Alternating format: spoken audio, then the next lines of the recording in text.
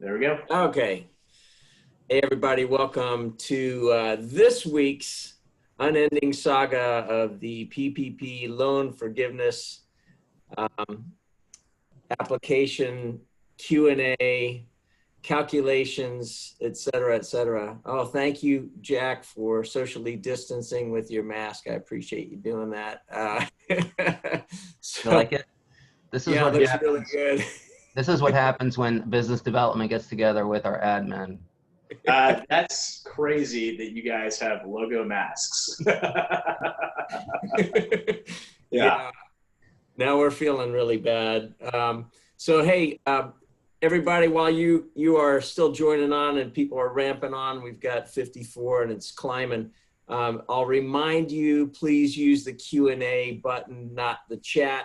That way we get it logged. Secondly, Adam's going to do a little explainer on the front end of this thing. So he's got a session all teed up and ready to roll, and then we'll go into live Q&A. So go ahead and take it, Adam. Sure. All right. So bear with me, guys.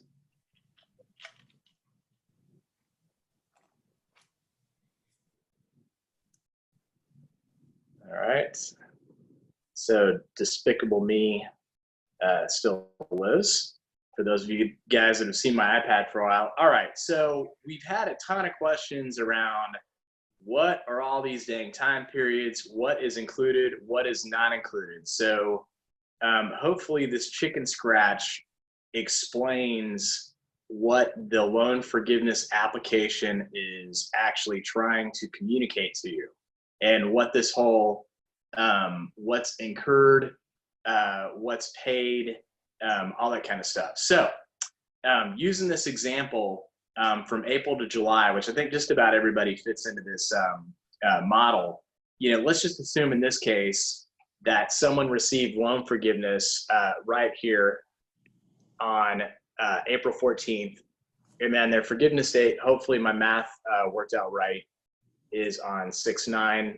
Jack will keep me honest there. So if I didn't really do anything different in my normal course of stuff, then, and I had also delayed paying my April rent because I didn't know if I was going to get PPP funding, which is going to be very similar to, a lot of the folks on the phone call. Then what this is meant to represent is what are the eligible expenses that I can include for which time periods, given all this hooey-balooey language that only the government could write. So in practical terms, let's start off with the easy stuff, which is the rent and utilities. So these are the non-payroll related costs, 25% that's still allowable for the purposes of forgiveness. Also includes mortgage interest as well in this, which also applies to interest associated with tangible property, just for all those paying attention. So in this scenario, everything in red, assuming that I paid it within the covered period, which would be 4/14 through 6/9, is going to be included in the costs. So in terms of the costs that I can apply for forgiveness. So as you can see here, I've got, a lot of the April rent included because I paid it right there. I've also got the May rent because I paid it right there. And then I've got all of the June rent because I paid it right there, even though this part falls outside of the covered period and this part wasn't in the covered period. If instead I paid April rent right here, only this part would be included in the calculation, but then all of this would still be included in the calculation. So you can see the mechanics of what works where here in terms of what's going to be included as an allowable cost. So then when we get to payroll, I get funded on 4/15. Let's assume that you're like BGW, pay on the 15th, 31st every month. So first payroll, obviously covers this time period in here, which is that payroll. Then I have this payroll, this payroll, this payroll.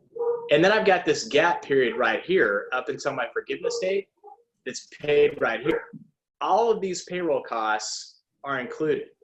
And the only possible gray area is going to be this first gap period You know, right now we believe it's probably going to be included. It'd be great if you got to your 75% if it was not included, but we believe this gray area is going to be included since it was paid within the incurred period, or paid within the covered period, even though it had some expenses that weren't associated with the time period, but some that were. So it's a gray area, but we think right now it's probably going to be included. It'd be great if you got there without it. So the other things that would be included in this time period would be, you know, pro rata share of your 2020 retirement, you know, possibly 2019 accrued retirement that you pay, and then obviously salary and health benefits. So for the purposes of the folks that have asked questions about the alternative covered period in this specific scenario, which is why we believe that this gray area here is going to count, is that the alternative covered period, if you picked it, would be right here, so that it fell on clean payroll dates. So it was really easy to produce the payroll report that showed what are the costs that you're asking for forgiveness. None of this changes up here. That sticks with what your covered period originally was. So the purposes of the alternative covered period, that only relates to payroll, and all that really means is you can shift it to be the first payroll date that occurred within your time period. So in theory, in this example, all the costs should be the same that you incurred. You know, there may or may not, depending on how your dates fall, be an extra payroll that falls, but this is really the difference between the two time periods and how each one of the different periods is calculated. So the second question that we've had a lot of is around the use of funds. And if Shumaker had developed this slide, I'm sure it would be a very pretty PowerPoint. It is in PowerPoint, but instead it's my ghetto handwriting. I did it about 9 o'clock this morning, so sorry, Jack. But I had to get a dig on your marketing people since they have those great masks. Please don't have them shoot me. All right, so you know, let's assume that you had $500,000 in PPP funds that you received, but you just couldn't get to the 75% number, you know, no matter how hard you tried. So in this scenario, you spent $325 on payroll and you spent $175 on other costs. The forgiveness amount, and we'll get into the calculation in the next slide using a different example, but the forgiveness amount is really driven by what did you spend on payroll, which is $325. You divide that by 0.75, which is the amount that you should have spent on payroll. And this gets to what is actually forgiven. So you got a pro rata reduction of forgiveness to where, you know, $325, this is all forgiven, but only a portion of that is forgiven because you didn't hit the correct ratio. The rest of the, you know, the $67,000 or whatever will just turn into a loan. So a lot of questions around what if I don't spend the money? Or I don't spend the money in the right ratios. Here's where you kind of get into a little bit of the double whammy, which is you just can't get the head count right. So in this scenario, same thing. You spent $325 on payroll, 65%, $175,000 on other costs. You had 12 FTEs now, but you had 15 FTEs during every single test period that you looked at. You know, you just couldn't get the letters back, whatever reason it is, you just couldn't get to 15 FTEs for the purposes of the forgiveness application. So you're at 80% in terms of the FTE count, which is 12 divided by, come on, baby, 12 divided by 15. So in this scenario, you move down towards the bottom of the application, which has the lesser of a series of calculations. So the first lesser calculation is what's the total loan times the reduction, FTE reduction quotient, which is that right there. That's 400 grand. The next one, the next line is line 9, which is the total loan amount. That's this $500,000 right there. And then line 10 is the 0.75 calculation, which we saw from the preceding slide right there. So your forgiveness amount is going to be the lesser of line 8, 9, or 10. So in this scenario, ding, ding, ding, ding, ding, it's going to be $400,000.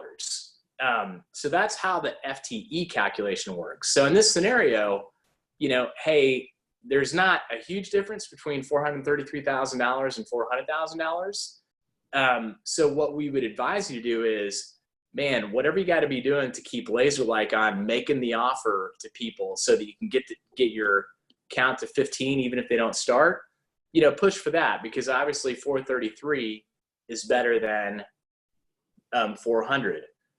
So, you know, we really want to see people try to get to that FTE count using the safe harbor provision, which is, you know, hey, if we let them go for cause, they voluntarily reduce their hours, or we made an offer but they wouldn't take it back. Those are all things that get you credit. Now, we didn't use the reduction in salary example here, but it behaves very similarly. The only difference is, you know, it comes off as a calculation of the payroll costs right off the top before you arrive at these calculations down here if you don't get to the safe harbor amount. So that's how the various basic mechanics work in terms of the calculations on this thing, based on our take on the application and all the questions that we've received so far. So hopefully that was helpful. Awesome. So Jack, first of all, it's really good to have you back with us, and especially knowing you had a mountain bike issue. We are really glad. I've got, having been there myself before, but this is due to operator error on my shaver. So my story isn't nearly as good. So anything that you want to add, either about your mountain biking issue or about what Adam just talked about, or any of the new guidance that supposedly has come out? Sure. So on the mountain biking issue, this is what happens when you do a scientific experiment on a mountain bike on a sloped man-made turn and throw a little bit of maybe overconfidence into the mix. Gravity wins over overconfidence and speed. So yes, and glad I was first, and it was one of those, hey kids, don't do what I just did. And with mom looking down on me saying not a word, because there's nothing really needs to be said after you do that. So as far as the PPP stuff, Friday night, just in time for the holiday, there was some interim rules put out there which reiterated a lot of what we had been talking about last week with respect to some of the switches or the clarifications, some things that didn't necessarily, or I think were kind of a little bit new. Well, first of all, let me throw out a statistic. So as of May 23rd, the SBA has approved more than $4.4 million in PPP loan. I'm sorry, 4.4 million PPP loans totaling more than $511 billion. About 138 billion in PPP funds remained available as of May 23rd. So there's still money in the bucket that will be distributed. Another interesting fact is that we talk about the $2 million line, but to make clear, the SBA said that they can review any loan of any size to determine if the borrower is eligible, whether the borrower calculated the amount correctly, and whether the funds were used for eligible costs, and whether it should be forgiven. So a lot of the things that Adam just went through.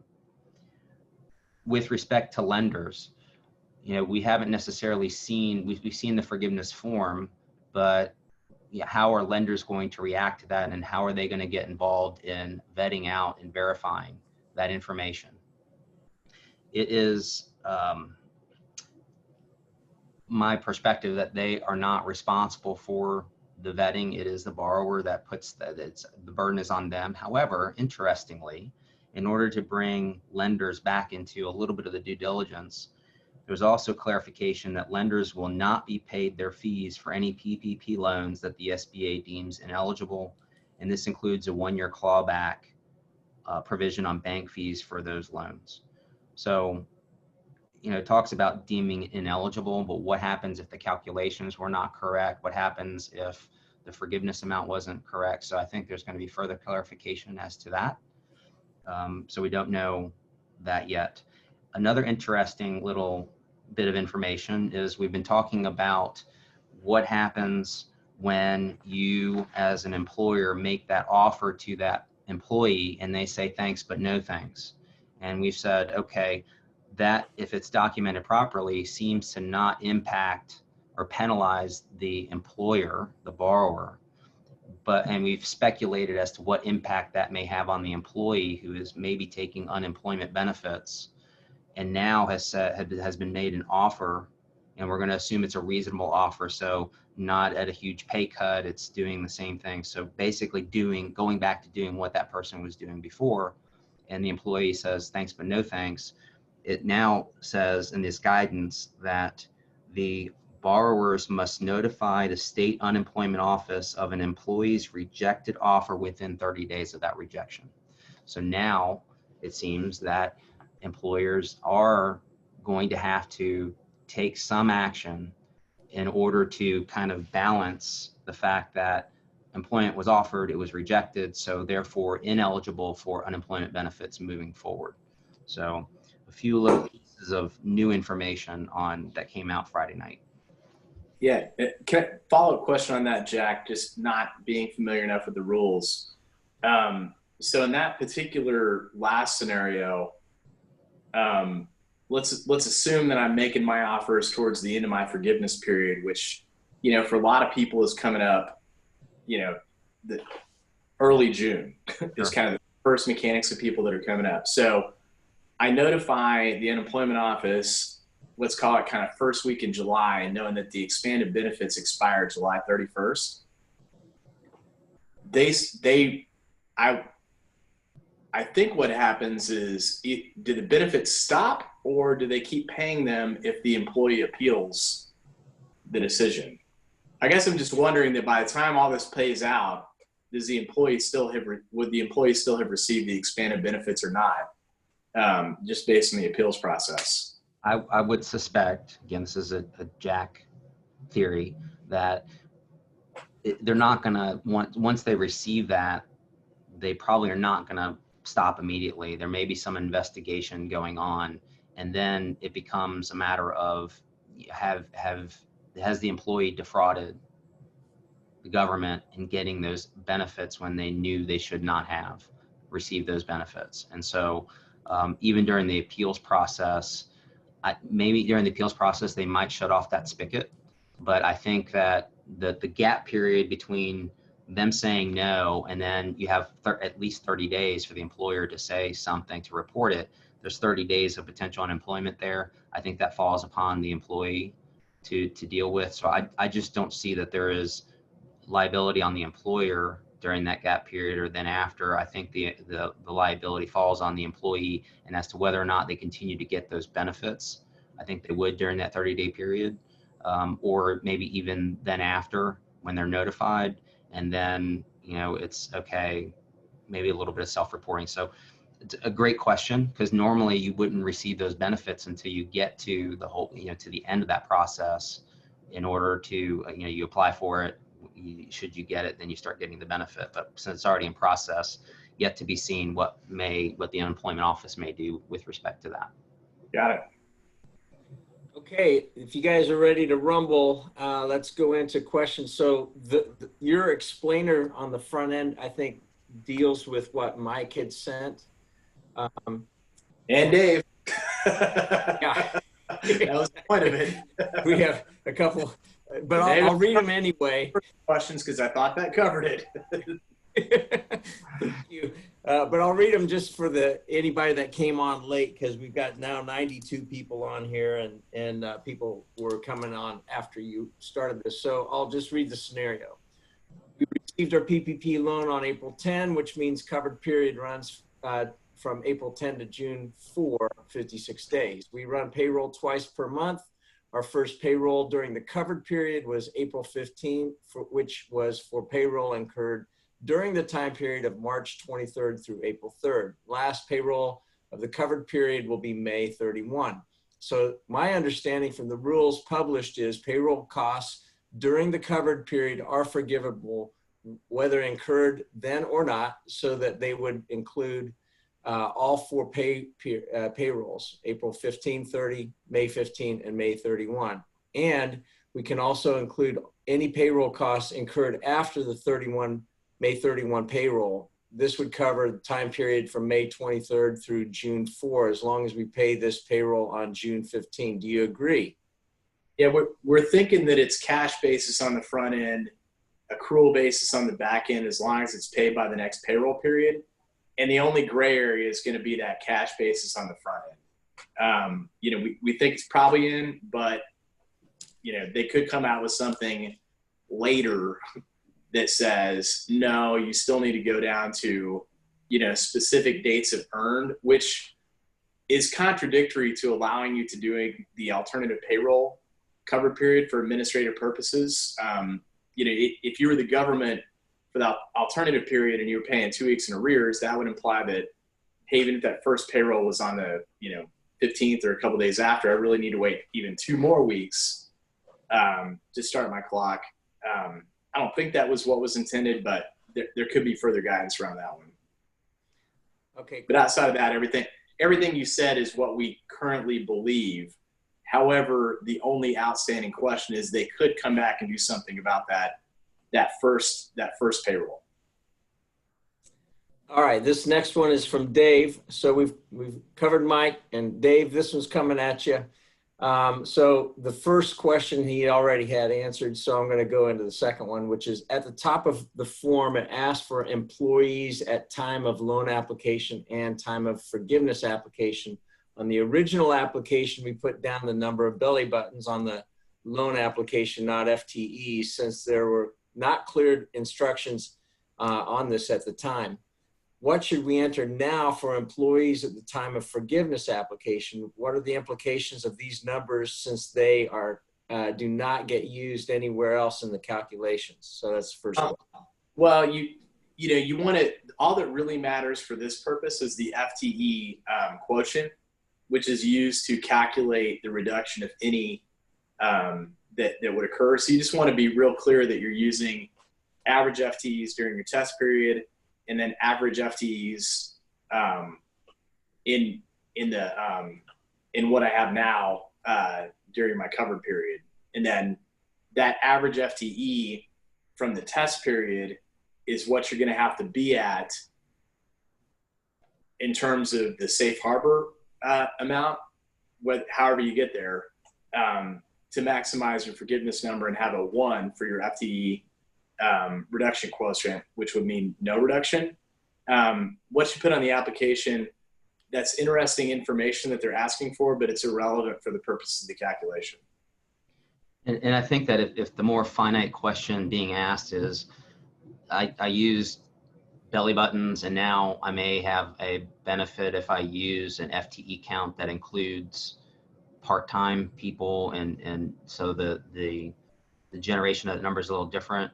I would think that a conservative approach would be compare apples to apples, whatever you start with, whatever the math is, you know, the basis you used before. You know, if there's a material benefit to changing, you know, I think it's questionable, but it would be safer to maintain what the ratio that you used, the components, the variables that you used on the front end when you're doing the second calculation. The next question is, at the top of the form, it asks for EIDL advance amounts, if any. What's the implication of this amount being included? Doesn't appear to be used anywhere else in the calculation. It isn't used anywhere else in the calculation, but your forgiveness amount is supposed to be reduced by that amount, but the original law says it's supposed to be added to the original loan amount in the first place. So we don't really know at this point, but our operating assumption is that your loan forgiveness amount is going to be reduced by the amount of the EIDL grant, and you'll just have that much in debt hanging out at the end. Next question is, Schedule A Worksheet Average FTE Table 1 forces an employee by employee analysis of payroll hours per dollar over the coverage period, or alternative coverage period. Some hourly employees may have worked a few hours early in the coverage period, then left, so their average FTE over the entire period may be very low. Is this bottom-up method of FTE calculation going to adversely affect our forgiveness if we use more of a top-down method to calculate FTEs in the base period, total payroll hours per 2 weeks divided by 80? Also, there is an alternative method offered of random 0.5 FTE for anyone that was not full-time during the entire period. Can that be used on an individual basis, therefore guaranteeing that any individual would be counted as at least a 0.5 FTE during the period, but we can use a higher number of FTEs per person if that personal calculation was higher than 0.5? Question. Lot of parts in that.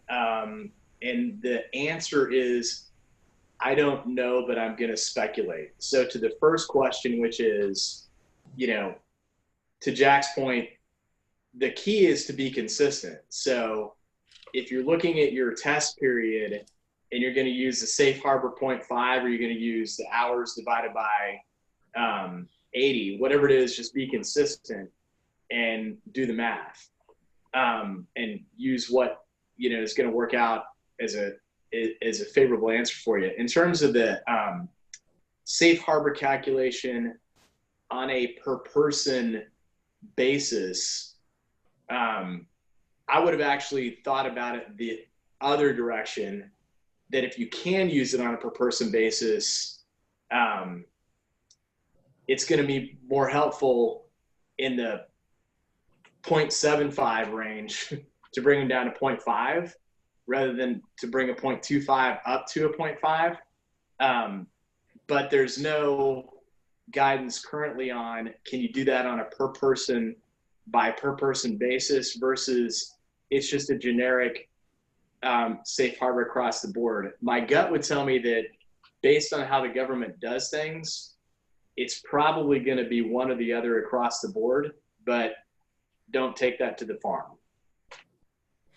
All right, the final question on this is... You got any other thoughts on that one, Jack? No, other than I'm very impressed. Do you have a whiteboard in your head that operates? Because that was very impressive. It's the series of useless facts that I can store in my head. That's why. Trivial Pursuit Baby Boomer Edition. Yeah, do not go into a math competition with him. All right, last question. Alternative payroll period is this the first new payroll period for which employee hours are earned after the loan is received? If a loan is funded, if the loan funded date is Thursday, May 6, and a new pay cycle would start on Sunday, May 10, could we ignore just payroll paid before May 10 and just start tracking payroll for 56 days starting May 10, regardless of when they are paid out to the employee, correct? It's supposed to make it administratively easy for you, so you can just print clean from a payroll report. So if you go back to the explainer that we did in the beginning, it's probably not going to matter. And in this particular case, since this is a food service business, if you were going to try to extend the clock, which I think you would want to do in a food service business that's had a delayed open, you could take the position that, hey, my first payroll date that I'm going to count is the first payroll cycle that I ran that has everything within the cover period in it.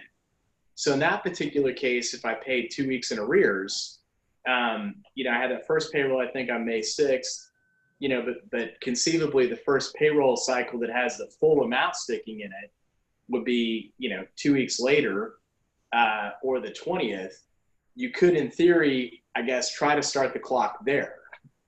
Only issue you'd run into is you're still up against the 6:30 deadline at the back end to have the FT count right, the way things currently stand. It's either the first payroll run that you have that may include some time from before your beginning of your cover period, or you could try to stretch it to later to get all the time in that was within the cover period so that your clock runs later to spend the money, but you're still stuck with the FTE count on the, you're still stuck with the FTE count on 6/30. All right, next question is from Heather. So this has to do with mileage and auto reimbursement that was paid since prior to 2020. A check is written to every an employee every month for mileage and auto, but is not run through payroll. How should this be handled in regards to PPP? Would this be a qualifying payroll expense or not? It's not a qualifying payroll expense, but it could conceivably be included as the additional cost that falls under the 25% since they reference some auto expenses. However, it was silent on mileage. So I think our take is, you know, if you got, you know, if you're struggling to get to the full amount, you could take a shot and include it. But right now we're not, you know, betting our houses on whether or not you can use mileage reimbursements at this point. Yeah, so this is from Nathan, basically the same question. Are car allowances forgivable? Same question. Let's see, we've answered these for David.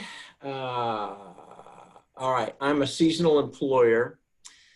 Due to the way that we did our calculation, we had 5 FTEs pre-disaster for a total of $57,000. If I brought back all employees, including myself, at their original salary, it would only amount to $35,000. If I bring them all back at significantly increased salary, is that allowed? Am I allowed to do that to myself, even if I'm an owner? You want to take that one, Jack? Sure. So there's several questions kind of embedded in there. With respect to the owner taking salary, it depends on whether you were, I think, taking salary beforehand. In other words, were you a W-2 employee beforehand of an S Corp, those kind of things. So, and we've talked about that in the past. So can you reread, do you still have the question? Reread it one more time, Gary, please. Yeah, sure. Let me pull it back up here. Let's see. I mean, I think it was a matter of, can I increase the amount payable or paid to employees in order to consume the differential between what is calculated as what was actually paid to employees versus the loan amount that was obtained based on certain assumptions. And I think that part of that is, well, you know, you have to hit the 75%. You have to, you know, all those calculations that go into reductions on the forgiveness amount have to be calculated, and you can't do things like give bonuses or bring in additional payments for things that were not already expected to be paid. So you cannot, I guess in a general way, just to say that you can't artificially inflate what you pay to an employee in order to consume those additional dollars that you have not otherwise used in your calculations. So, you know, follow the form. I think, you know, I've gone through a couple calculations and, you know, made certain assumptions like all of you have, but the form, if you go through it, it works you through what is permitted and what is not. Yeah, bottom line is it sounds like they, in the way that they did their calculation with the 5 FTEs before the disaster at 57,000, but bringing everybody back, including the owner at original salary, it would only amount to 35,000. So, you know, bringing them all back at increased salary, that was the question. Can he do that, or she, and allow themselves to be brought back as an owner to get that number? It just sounds like that the calculation on the front end was probably inflated. Sounds that way. Yeah, I mean, it was just following the formula and the fact that you didn't consume it all. I mean, there is meant to be money used for other than payroll in there. So it sounds like maybe there wasn't, maybe implied in the question is there wasn't other things than the 25% that consumed the loan amount. Yep. Next question is from Stephanie. I'm really stressing out about the 40-hour work week rate affecting me. We pay a daily rate. In construction, we usually work longer days, like 10-hour days. We pay bi-weekly. So for example, if I pay somebody $200 a day, that would read 10 days, but only 10 hours under the hours column on payroll. What do you suggest? Well, you can't go over 1 FTE. So, you know, you should, in that scenario, it doesn't matter if they work 10 hours, they work 15 hours. You can't go over 1 in the FTE count. Next question is from John. My loan forgiveness ends on June 16th. We pay biweekly. Our June 1st through June 15th payroll is paid on June 25th. Is this amount covered? The amount that still had elements of the covered period in it would. As the alternative covered period, right? As I understand that question. Meaning you could either move it to have the alternative covered period, or if it expired, if you didn't take the alternative covered period, but there was elements of payroll that was paid outside of the covered period but were incurred during the covered period, you can accrue those back, ask forgiveness as long as it's paid in the next payroll run. All right, next question is, so if I spend 100% of PPP during my 8-week period on all of it on payroll, then is it automatically forgiven, or must 25% be spent on the other cost items? Nothing's automatic. So Good answer. Yeah. So assuming that you meet the other criteria around the FTE count and the salary and the max wage, you know, and you've calculated payroll costs correctly, all of it should be forgiven. There wasn't a stipulation that you had to spend 25% on other stuff. It just was a minimum bar that had to be spent on payroll. Yeah, I would say keep in mind that this was focused on people and about paying people, and but the realization that, you know, if you don't get up to 100% or you can't use 100%, they're giving you a leeway to use up to 25% otherwise. So to Adam's point, it's yes, you can use 100% on payroll. Next question is, we sent out an email requesting that everybody come back to work. We have 45 out of our 50 employees back so far. If we have an email from the employees that did not come back, have to stay home with kids, or still worried about the virus, or needs to stay home to care for a sick spouse, will these emails be used to count towards us retaining 100% of our employees? I'll punt that one to Jack. I mean, my own gut would be, it'd be best if you had something in writing other than email, but email is probably good enough that it's more of a, you know, burden of proof type question.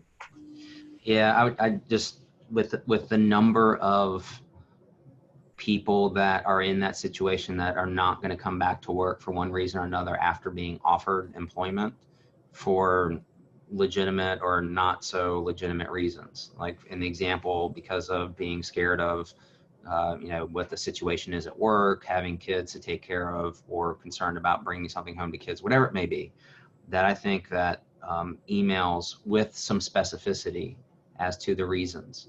So specificity of the outgoing email when you made the offer, which is, you know, what is the offer, that to come back for similar or same hours, what pay rate, I mean, all kind of the fundamentals of an offer of employment as if you're making it for the first time, and then a written denial of that and the reasons for that would be helpful to have. Now, you can't control what other people put in their emails, but you can maybe, you know, maybe it takes a few emails back and forth to get the language that you need. But I think that a clear offer and a clear rejection and the reasons for those rejections are probably the best way to go.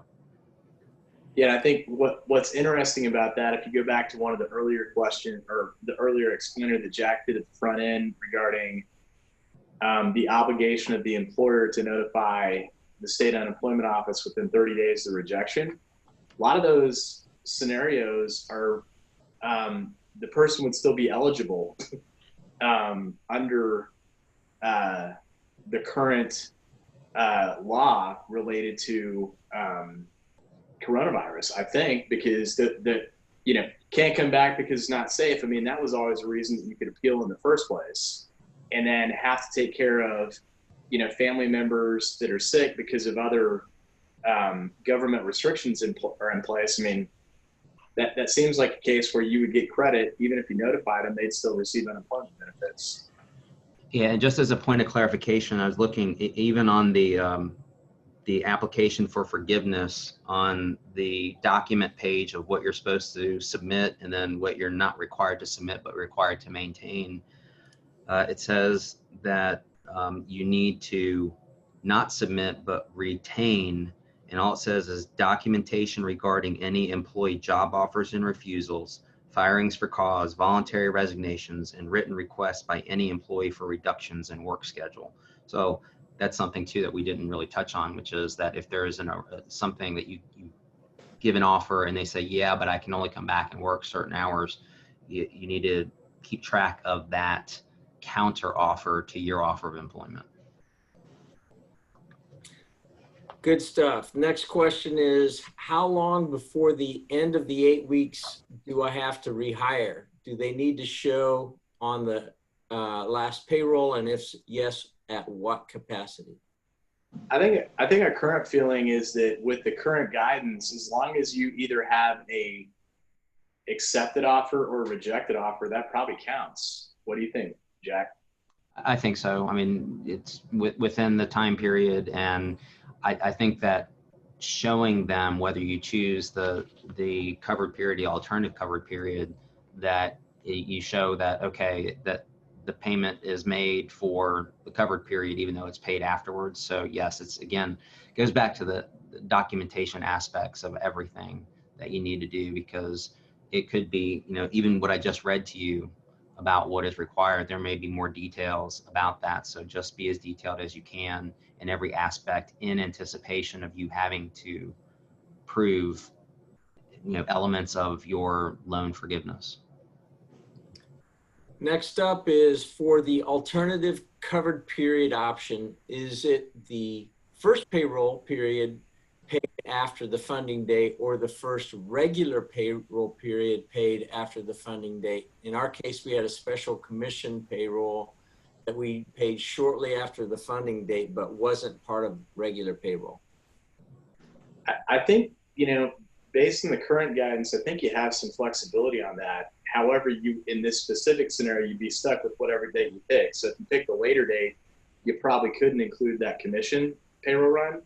But if you included the commission payroll run, then your clock might run out a little bit sooner, assuming the commission payroll date was earlier. Yeah, and I'll just say that in the definition of alternative payroll covered period in the forgiveness application says the period that begins on the first day of their first pay period following their PPP loan disbursement date. So, there's no differentiation between a special pay or regular pay. I think the intent is probably regular pay, but it hasn't been interpreted one way or another yet. This is up from Nick. Do you foresee issues with paying a small bonus to employees during the covered period and including the dollars in the payroll numbers, less than $2,500 per employee for just 3 employees? As long as they don't go over the $15,385, whatever the max is for the 8-week period, shouldn't be a problem, assuming that it was a earned bonus, as we have been, as Jack has so eloquently put in past webinars, earned. Yeah, I was cringing until you said that. Yeah. Yes, I mean, you can't just artificially create a bonus. Month Club. Yes, you're making my wounds hurt. All right, so because I'm smiling. Yes, you can't artificially create income, and if it's something that is reasonable, if it's maybe a pro rata share of a bonus that might, an annual bonus that might actually be earned in December. So, I mean, there's all kinds of ways to potentially justify it, but to again, find a number that allows you to consume all of the loan proceeds as wages, as compensation, as payroll, you need to be careful with that.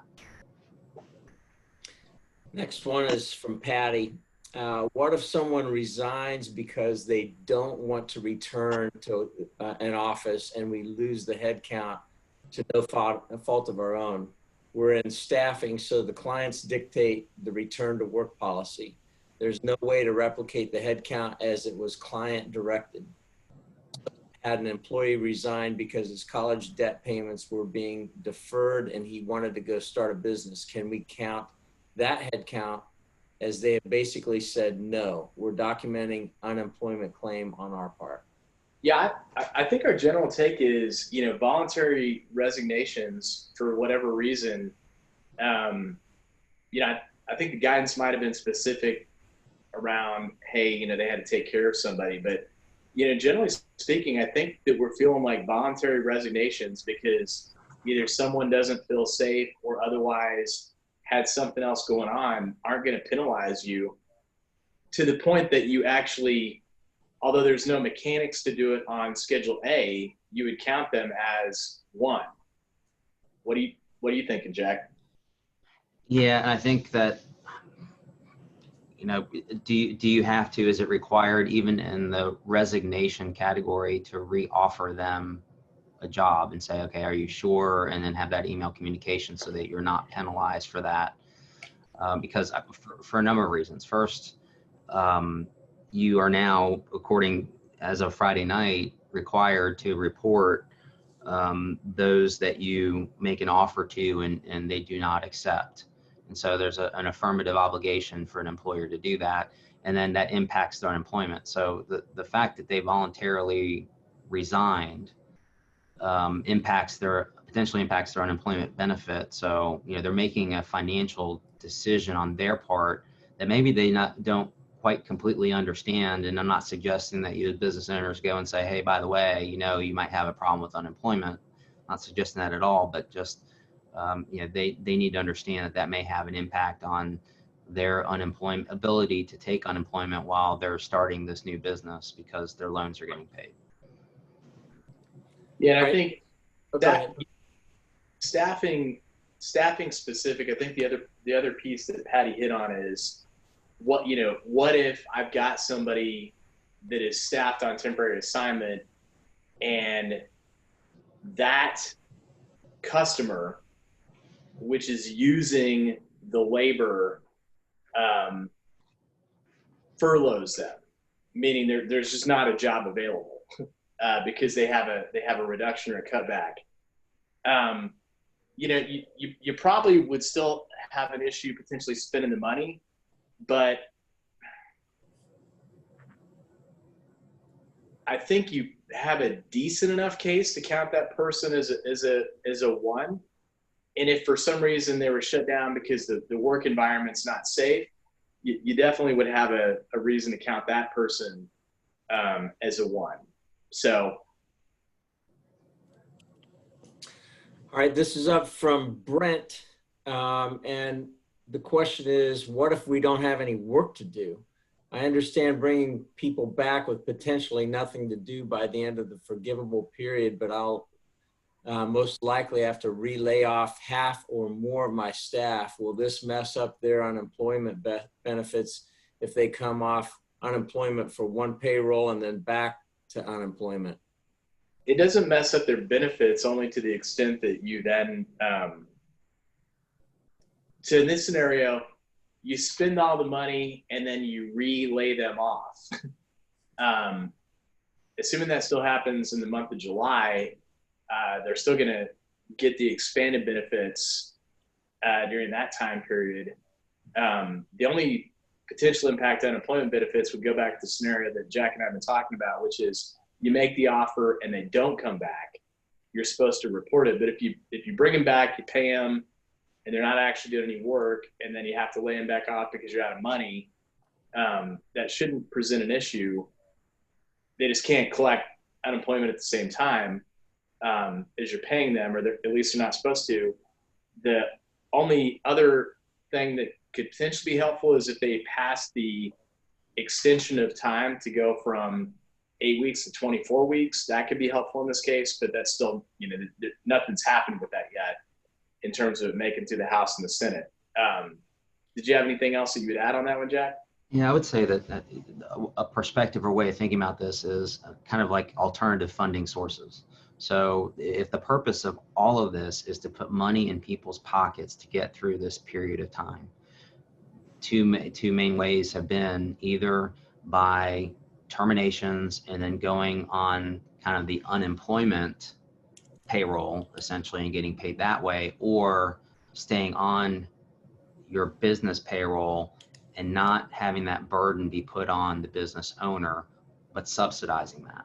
And so the fact that there's not enough work to do, or it's the flip side of that is someone who's on unemployment, who knows what they're doing? They could be watching Netflix all day. So I mean, they're not doing work either. So I think that yes, there's been shared some frustration, I think, or some concerns about employers paying people for not doing anything, and is that fair and equitable? And so, putting all that aside, I think that these were meant to be alternative funding sources. So,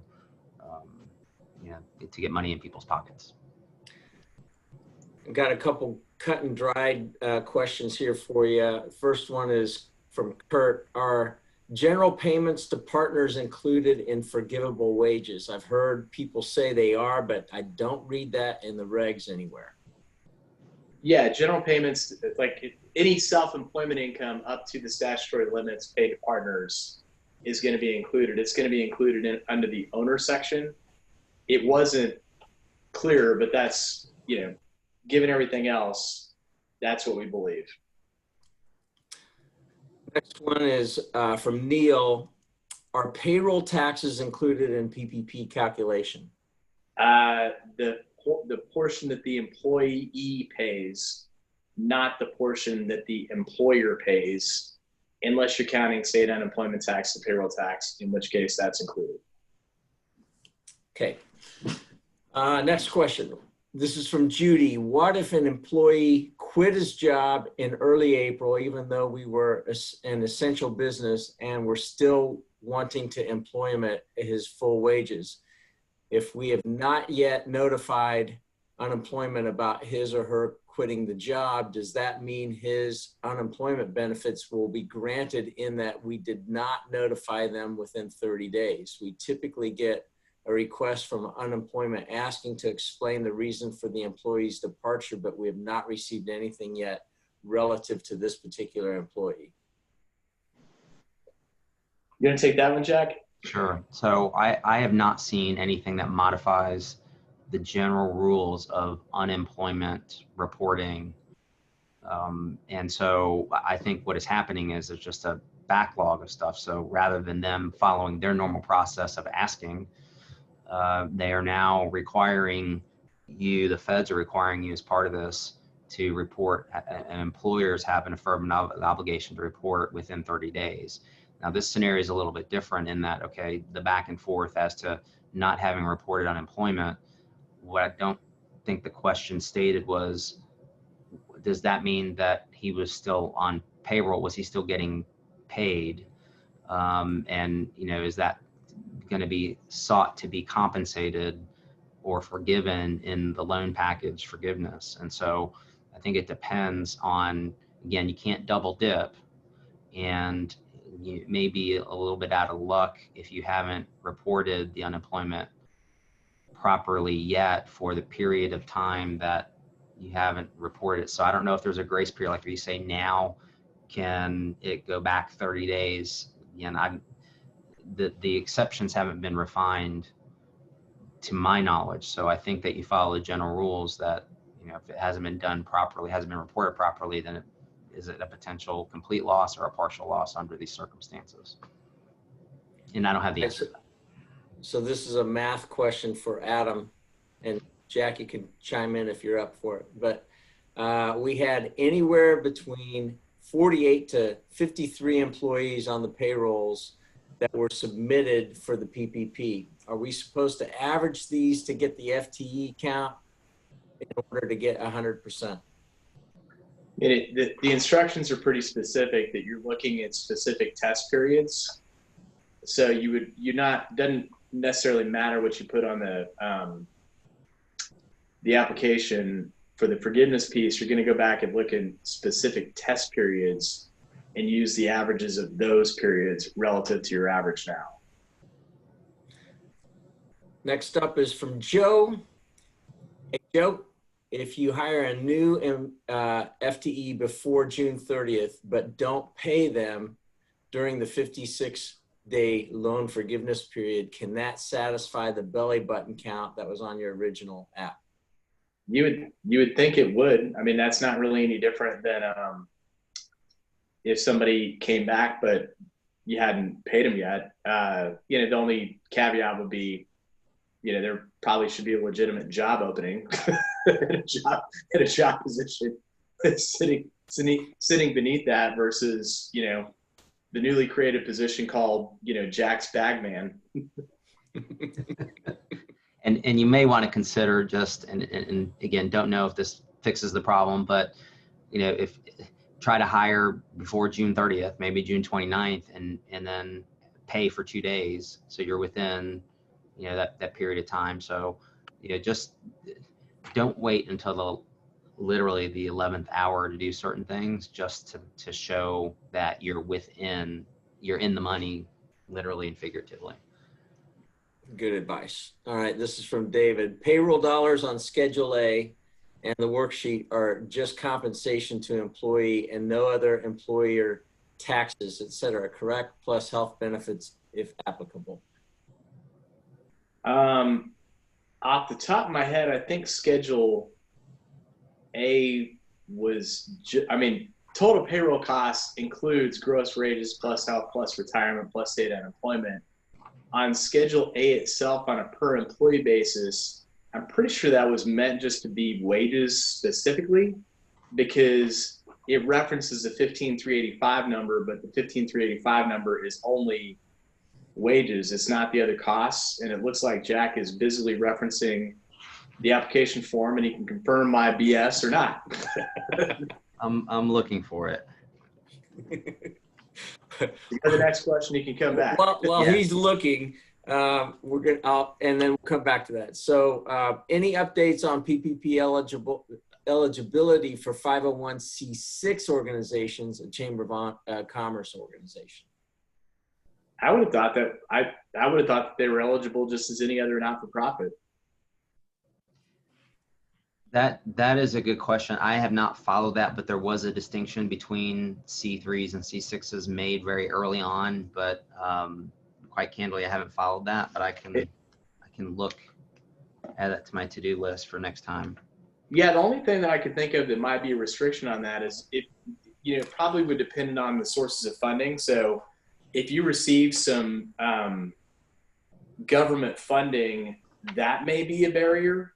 But if you otherwise don't receive government funding, I would have thought, you know, thank you, Jack, for looking it up. As I'm speaking off the top of my head, I would have thought that you would have been eligible as long as you don't have other government funding, but I could be totally mistaken. All right, so the question prior to this one was, what is considered cash compensation? Is that kind of an accurate paraphrase? It was what goes on Schedule A. Yeah. Okay. Person. All right, so it says enter the sum of gross salary, gross wages, gross tips, gross commissions, paid leave, which is vacation, family, medical, or sick leave, not including that covered by the Families First Coronavirus Response Act, and allowances for dismissal or separation paid or incurred during the covered period, the alternative covered period, and cannot exceed the salary of $100,000 as prorated for any individual employee, which is the 15,385. Yeah, so it doesn't include the health costs or the retirement costs. Next Meaning, question. that's still eligible for forgiveness, but isn't on that schedule. Because the purpose of that schedule is to figure out what the potential reduction or the 75% restoration looks like. Question is, our CEO and CFO do not clock in and out. Do they need to be doing this? All other employees do. I mean, assuming they're working full time, you're just gonna, I don't clock in or clock out either, and I get yelled at all the time for not entering my time. timely. So you're just a 1. And that salary people generally are going to be a 1 unless they're part-time people. Yeah, we're going to start making Adam clock in. Jack, how are you with time entry? It took me all morning the other morning to get through all of last week. So yes, sometimes Okay. I wonder if in-house counsel is much better for me not have to do that. Yeah, I'm about 3 weeks behind myself. So Yeah. So the next question is from Joanne. Based on Adam's example earlier, showing payrolls paid on 4/15, 4/30, 5/15, 5/31, all paid during the loan period, and a final payment on 6/15, which was the next payroll period after the covered period. Can all 5 payrolls be included, or can you only pick 4 payrolls representing 8 weeks? We believe right now all 5 could be included, and the only gray area, and the only thing you need to be aware of is that on the last payroll period, you're only going to include the stuff that occurred during the cover period. And the only gray area is that in that first payroll run, if it didn't include earned compensation associated with the cover period, there's a chance they might come out and say, hey, that's not going to be allowed. But right now, it looks like it could be. All right, so it's a time check. It's 12:01, and I know this webinar calendar entry is only for an hour, but we always go over. So we've got 13 questions still in the queue, which means that we'll probably have 16 or 17 total. So if anybody has to drop off, just go to the BGWCPA YouTube channel. It'll be up later on this afternoon. We'll get it posted so you can see whatever you missed. Again, go to BGWCPA YouTube channel and we'll be posting it live, or, you know, the live version will be posted later on. All right. Next question. Anything new related to CAM or other resource sharing amounts included in rent? Will these be eligible for forgiveness? No, I mean, I think my assumption right now is that CAM will be included because it's part of your gross lease, and they're not going to get to that granular level of detail. The question is going to be, if you have a triple net lease, what do you do? So. Next question is, what's your recommendation for the choice of payroll covered periods, since we have 2 payroll frequencies, a biweekly for hourly employees and a semi-monthly for salaried employees? Our standard covered period is 4/29 through 6/23. It sounds like using the standard covered period will allow us to include the biweekly check 5/15 for hours worked, 4/26 through 5/10, and also include the last biweekly check dated 6/28 for hours worked through 6/21. Likewise, the semi-monthly check date for salaries will begin 5/15 for the 5/1 through 5/15 period. Can we include the 6/30 check date for the period of 6/15 through 6/30? That's a lot of dates, so let me try to boil down the basics. From what Jack said before, you know, right now the application form says the first payroll in the cover period. So in that case, it would be whatever's first is probably the start of your clock. And then only question is going to be, you know, for each period, do those costs that were incurred outside of the cover period in the beginning going to be included or not? Right now, we think they are. It's possible they could not. When you get to the end point of your 56 days, you know, regardless, there's going to be some portion of an accrual that occurs for payroll costs that occurred for payroll costs that occurred within the cover period that were paid outside of the cover period, that it doesn't matter which date you pick. So in this case, the form doesn't contemplate 2 separate payroll periods. So you got to assume that you got to pick one, and it's probably going to be the first one. And then you're just going to have to do accruals for everybody else. This is up from Mike. Are interest payments on receivables, ABL, now forgivable? You know, that's going to be probably a gray area, and I'll ask Jack to chime in on this one, in the fact that if it was just the receivable Probably not, because that's not tangible personal property. So the only way that you could probably get there would be if the UCC maybe had a security interest or a first lien against all tangible personal property. You know, that's kind of a stretch, but what do you think, Jack? Yeah, it's a very refined question. So yeah, can you somehow get that into the acceptable categories? I don't know if we go back to, you know, your kind of 3-bucket approach as to yes and no and the maybes, but it's, yeah, I haven't seen anything that would say yes or no on something like that because of the nature of what it is versus it being clear that it's included. Yeah, I probably would have gone in the gray area on that one too, because it's no different than a line of credit. It's like a line of credit isn't tied directly to a piece of tangible personal property, but at the same time, it's secured against it. So it's one of those where, hey, it'd be great if you could get there without having to use it, but it's possible that we could include it in the bucket. Next question is, can you pay a bonus to those employees that came back to work on the first day that they were asked to for being loyal employees? I mean, again, it goes back to if you deem it earned or not. This is up from Judy. In all scenarios with payroll and if covered or not, is that usually if you pay biweekly, then your pay may be on Friday, but it is for work 3 days, 3 works prior. Then if you use the alternative pay period, you might have 2 pay dates after 56 days and not just 1.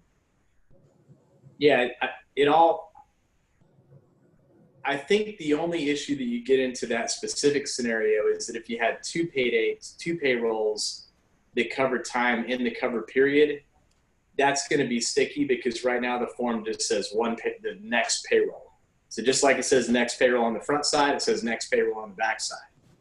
So if you were trying to maximize forgiveness, that would be a case where you would consider altering the dates for the payroll. If you've got 2 on the back end, that's going to be a tough one because right now the form only says 1 payroll. This is from Charles. What if staff doesn't want to work more than X hours a week because it would mess up their unemployment? If there are hours available for them to work more, what am I responsible to do as their employer? Do I have to report them? Jack? You know, that's a good question on the unemployment side. You know, it did contemplate that if the employee doesn't want to come back and work as much, you can still count them. But, you know, I think they were assuming that's because they had to care for somebody, not, man, you're jacking with my unemployment. So what do you think, Jack? Yeah, so let's re-ask that question, that an employee doesn't want to come back for an appropriate purpose. Let's hope that they didn't actually say, well, because I like being unemployed partially. So first of all, you need to document the fact that it's reduced hours. And then this new reporting requirement is new. So what does that mean? And so I would say probably report the partial unemployment to marry up with the fact that they should only be receiving partial unemployment benefits, not full unemployment benefits, is my speculation as to how all that kind of synchronizes together as far as the employer's reporting requirement and the employee's ask, which would be, again, partial and not full unemployment under those circumstances. But the documentation back from that employee to the employer should say, I got to take care of kids, or whatever. And you can't say don't want to come back to the workplace because you are coming back to the workplace partially. So, make a legitimate effort as to the reasons as to why you're not coming back to work other than getting free money through unemployment. Next up is there a necessary adjustment needed to those who pay semi-monthly and monthly payroll expenses to only include 8 weeks as opposed to 2 months? Well, the max amount is $15,385. So in your accrual, since everything's been calculated on a weekly basis, my assumption would be that that accrual needs to be on a weekly basis, even if it's a monthly pay. All right, cool. And this is a clarifier from Judy. No, he was not still getting paid once he quit. I don't remember the underlying question, but that was a couple questions ago. Next one is, when the employee goes to file for unemployment, do they do it weekly? They ask each week if you turn down any offers. Seems like this would tie into the employer reporting. well, I mean, that assumes the employee is being honest on the turn down the offer. And even if they were honest, it will be their version of why they turned it down, which could be it's not safe. I don't want to sugarcoat this at all in terms of the not safe. And I don't know if anything like this has happened with you guys at Shumaker or not, Jack. But I mean, BGW, we actually had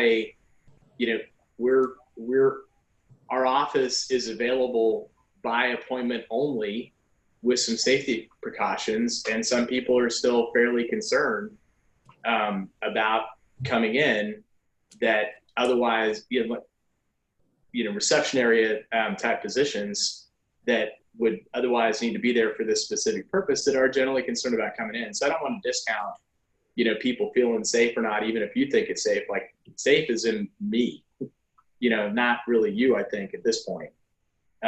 So I don't want to discount the safety aspect. Yeah, so two things with that. Yes, I agree. Safety is, in this instance, subjective. At Shumaker, this is a totally different place. I've been coming in a couple times a week, and every day that I come in, something new has been added, whether it's plexiglass where the receptionist, the corners of the reception desk, or stickers, or new limited capacity requirements in the conference rooms, in the copy rooms, etc. So it's really going to be a totally different world when people come back to work if it's done properly in the workplace. I will also say that keep in mind that unemployment benefits are state issues, and so you still have the restrictions and the requirements under state law. This requirement that I stated before is in the guidance that was provided on the federal level. So, that you take, and that does not necessarily override the state unemployment. In other words, don't report in 30 days if you're required to report within a week. So do what is the most conservative reporting requirement, follow that for now until we have further guidance, because really the feds, while it has an impact on your loan, if you don't do it, you still have unemployment law, state unemployment law obligations to follow. So I didn't say that very artfully, but just remember that we're talking about two different regulatory regimes, so make sure you follow both. This is up from Judy. Did you not say that the number of employees or belly button count you put on the initial application was not relevant to forgiveness? Rather, you go by the FTE count based on the period noted on the forgiveness application, correct? Well, because the forgiveness application itself asks you for the average FTE count during very specific intervals of time. That is your denominator. Your numerator is the average FTE count based on the period specified in the application. So.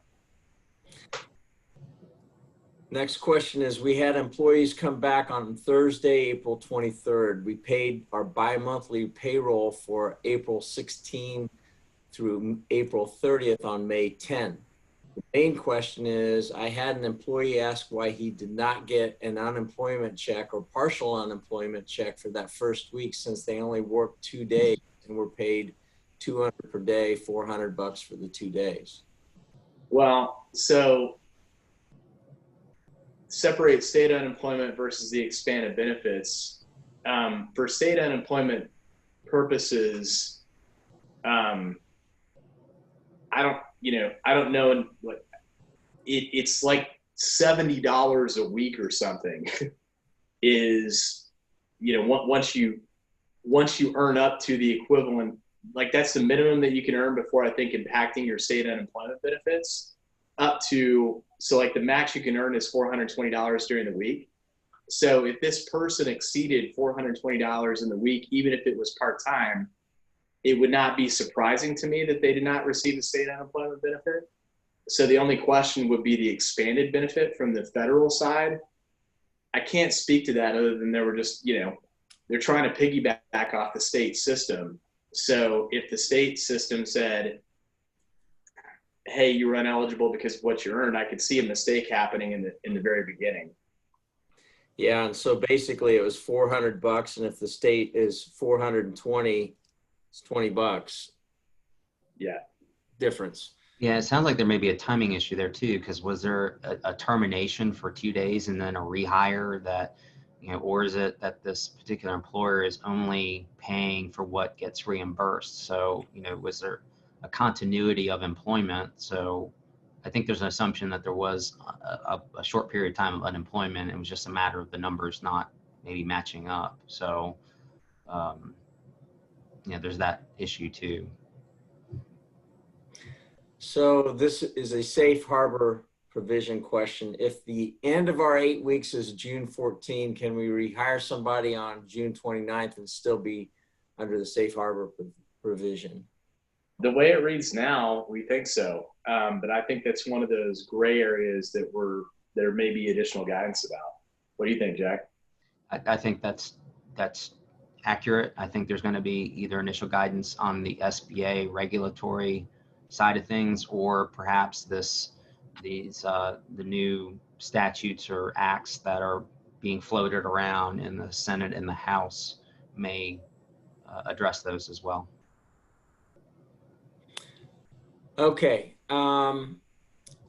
Nazrin, our payroll provider administration fees forgivable. We didn't see a spot to include this on the SBA forgiveness application. We don't think so, because and in this particular case, Nazrin's with a PO, I believe it's ADP. We don't think those are included because they weren't included on the application. A couple more questions from Nazrin. First one is it correct that S Corp owner health benefits are not forgivable? First question. We don't know yet.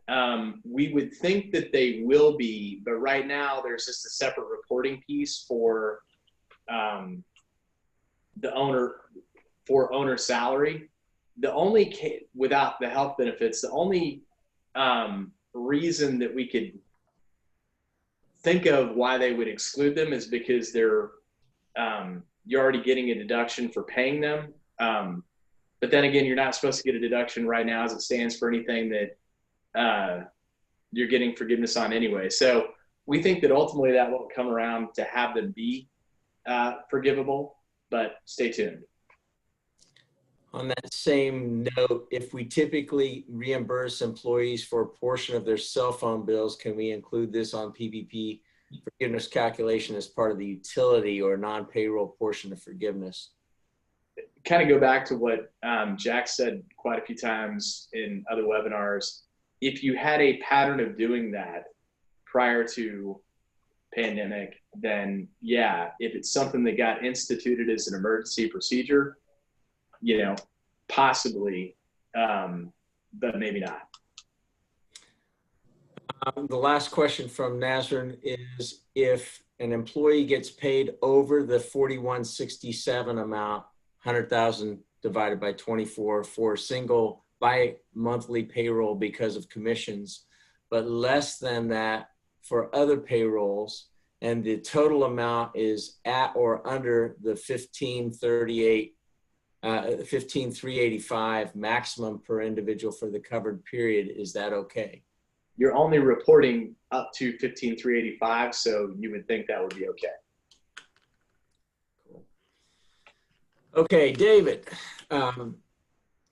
Hate to be a bulldog on this question of compensation calculation on Schedule A, but the sum of individual employees on Table 1 appears to be the source of payroll dollars that ultimately get summed on the application to be payroll dollars line 10, and therefore, is it correct that the payroll dollars that ultimately get considered for forgiveness are limited to the cash compensation to employees exclusively, not taxes?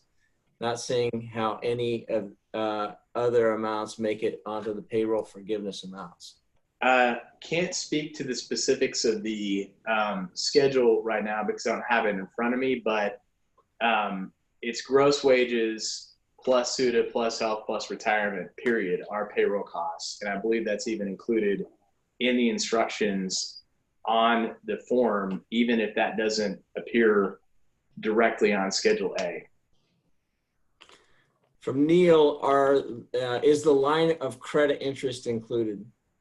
We already addressed that one. You could get, it's in one of those gray buckets of possibly, to the extent that it's secured by tangible personal property, but I wouldn't take it to the bank. Meaning, maybe. Not I wouldn't take it to the bank. It's gotta try to get there through other means, if you can. This is another payroll related question. Since our last date of PPP is June 16, our payroll runs June 16 through June 30th and is paid out on July 10th. Since the 16th is within our PPP date, but only a day within our limit, do we still submit this entire payroll for our PPP paperwork? Just the day. In our regular mid-month payroll run, we pay out monthly production bonuses that were earned for the previous month's production. For the first mid-month payroll during the covered period, do we have to remove the bonus payments since they were based on the prior month production, which occurred prior to the covered period? This hits the gray area of if it's paid within the covered period, even if it was associated with a different time period. Right now, we think it's probably includable, but it might not be based on future guidance. Regardless, though, you can get, as long as it was paid in the next payroll, you could get the earned piece on the back end.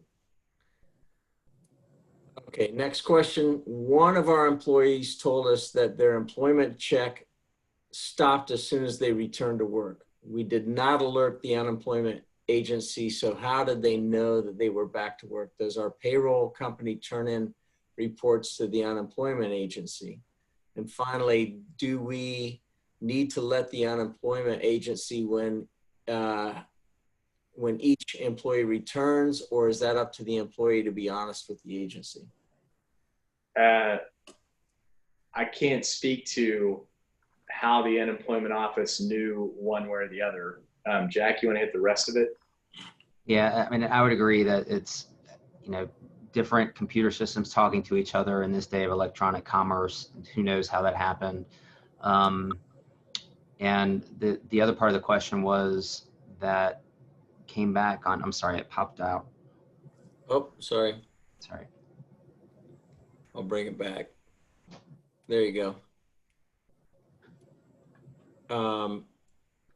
I don't see it. Reread it. Okay, so it says one of our employees told us their unemployment checks stopped as soon as they returned to work. Didn't alert an unemployment agency. So how did they know that? Yeah. Oh, and the reporting. Company turn in the reports to the unemployment agency. Right. Again, I would just follow whatever you're supposed to follow, and I don't personally know at this moment, because I usually punt to one of my employment law experts as to when I have an employment issue, but. It's what they're trying to do is create a situation where you're not double dipping. And so that if they got back on your payroll, then likely the payroll company will have reported it. And so you probably need to find out if that actually happens. Then it therefore kind of alleviates your responsibility to do that. But otherwise, if you are the one that is communicating with the unemployment agency, for example, when there's appeals, then you likely have still have that responsibility to do that. So, and to coordinate that with your payroll company as well.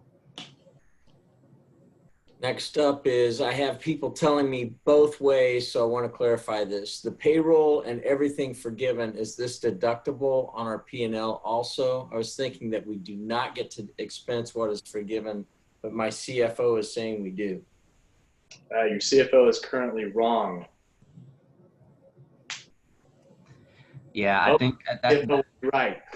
well, I think that's part of what is being tossed around in Congress at this point as to they don't want to give you something and then take it away. And so I think there's going to be a course correction as to, the forgiveness and, just certain other aspects of tax consequences with respect that would be normal under normal circumstances that may be waived or modified so that you get the full intended benefit of the stimulus package. All right, a couple clarifying thing regarding the unemployment payment question from before. Toinette said, I was told by our lawyer that if you earn at least $1 from the state of North Carolina, then you receive the $600 federal. So, yeah, I thought that you could get the expanded unemployment benefits as well, as long as you had some sort of reduction. The question is, what if you don't have the right to North Carolina, but you're still in a reduction? How do you still get paid? I don't know the answer to that. That would imply that the North Carolina Unemployment Office would have to be smart enough to figure that out. Yeah, and just we haven't talked about this in a while, but there's other, and I think I'd shared some links on a couple video calls before about there are programs out there for those self-employed that are not otherwise, or others who are not otherwise entitled to unemployment benefits, that the feds have created essentially an unemployment pool for that purpose. So look into that and look at and I don't have the link in front of me, but it's either on the US Treasury page or the SBA page with respect to unemployment benefits outside of a subsidy to the state employment benefits already in place. all right, next question is from Toinette. My typical mortgage loan is split. Half the loan is through the SBA and the other loan is through my bank. A typical lease covers both loans. My understanding is that PPP loan would cover these lease payments for the 2 months. Am I still able to include the total amount of these leases through the PPP loan if the SBA waived 6 months of loan payments? Well, in that case, they would be two separate entities, because you'd have a real estate entity and then you'd have an operating entity. So the operating entity is applying for loan forgiveness, applying for forgiveness based on the lease payments. On the other side of that, you've got the real estate entity that just had 3 months waived. It should still qualify for loan forgiveness on the rent. We haven't seen anything that talks about related party and related party SBA debt. Yeah, and just as a point of clarification, as you said, on the operating company side, as far as rent goes, as far as the mortgage payment, you haven't, if you're being waived, you haven't incurred that obligation. So you're essentially taking money for free and not using it for its intended purpose, the way I understand that. So yes. Next up is, could we give a work at home bonus to our employees to help cover additional costs of working at home, heat, electric, internet, and add it to our payroll or other expenses for PPP loan forgiveness? There's not a reason that you couldn't do that. One thing you'd want to be careful on is, $5,000 is probably excessive. But just throwing out a number for that purpose, just thinking about what that stuff kind of normally costs.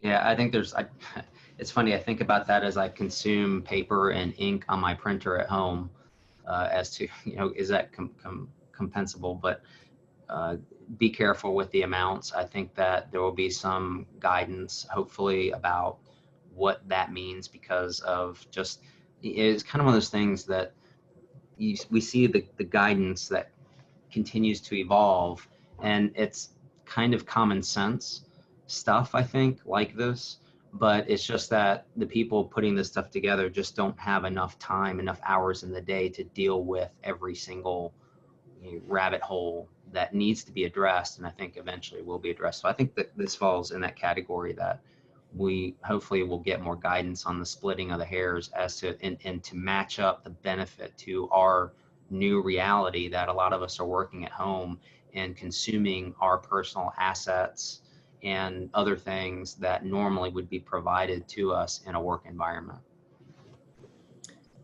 The last thing that we've got here is a statement. FYI, in South Carolina, my daughter went back to work recently, and when she reported those hours to South Carolina unemployment the next week, which is required, she immediately quit receiving all unemployment compensation. Well, I can't speak to the expanded benefits, but that's actually what should happen on the state unemployment side, because you're basically certifying that you went back to work. So you wouldn't receive the state unemployment component. The question is still on the expanded federal benefits. What happens to that if you're still under a reduced situation? I don't know yet what they're doing about that.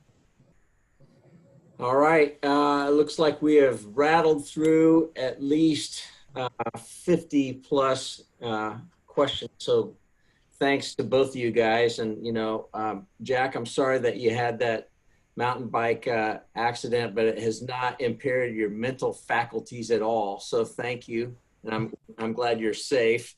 And If you say so. I don't know. good to see you, both of you guys. So thank you for your time. Thank you, everybody, for joining us. And we will see you again on Thursday on the same bat channel. All right. We are adjourned. Thank you. Cool. Thanks, Gary. Thanks, See ya. Jack. Thank you.